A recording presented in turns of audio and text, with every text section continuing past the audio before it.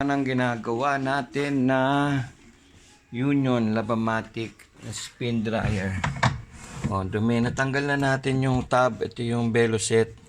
In-inspect ko lang. Maganda pa, bago. Tapos, ito yung yan, inangat natin. Yan yung timer niya. Tsaka yung contact point. Tanggalan natin yung makina.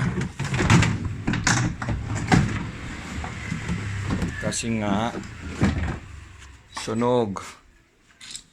Hindi pa sunog, ayan, no? Kalawang sunog. Ito yung tab niya. Nalagay mo yung doon sa belo set. Tapos ito niya. Ito naman capacitor. Ito yung preno. Pag tinaas mo yung cover, pepreno yan. Didikit yan dun sa dito. Yan, pepreno yan, ganyan.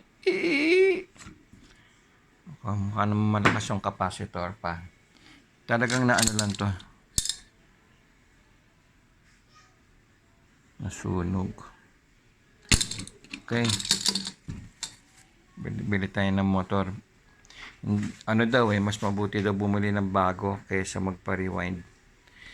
Tsaka ito nga, sinira pa yan dahil hindi siya di-screw. Rivet type. Yan, ganyan ang spin dryer motor. Yung mga nasira dyan, yan, yung motor, tsaka yung belo set.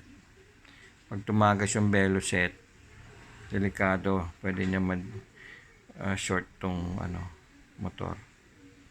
Babalikan na natin tong spinner dryer. Nakabit na yung bagong motor. Hindi ko na pinakita, matagal mag-screw, tsaka yung preno. Ayan, preno niya. Ito yung luma. Yung nasunog, Bumili na lang ng buo. Hindi na nagpa-rewind. Ito yung preno. Nakabit dyan. Tapos naka dyan sa belo set. Malinis na rin tong timer switch, contact point, ilalim, yung capacitor okay pa. So bubuin na natin yan, lagyan na natin yung belo set yung doon sa belo set. Okay pa naman yung belo, matigas pa. Okay, yan na. Silipin natin na wiring na mabuti. Nakabit na rin ang preno. Ayos na ang cord, ang hose. Ayan, kabit na natin yung takip niyan. Bababa na natin.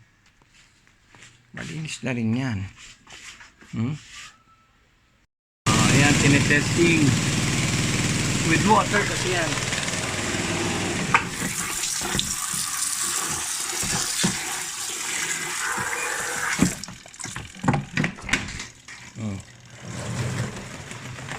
Ayan.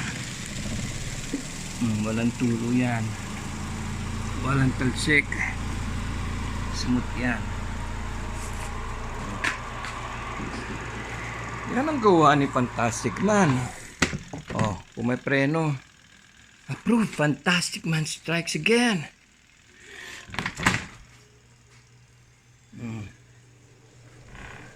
Yan. Suwabe. Lakas ka naman ng makina.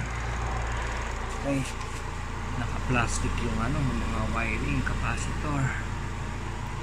Smooth ang motor niyan. Malakas na, Yan, mas bago pa sa bago. Mas malakas pa sa bago. Mas matibay pa sa bago. Signing out.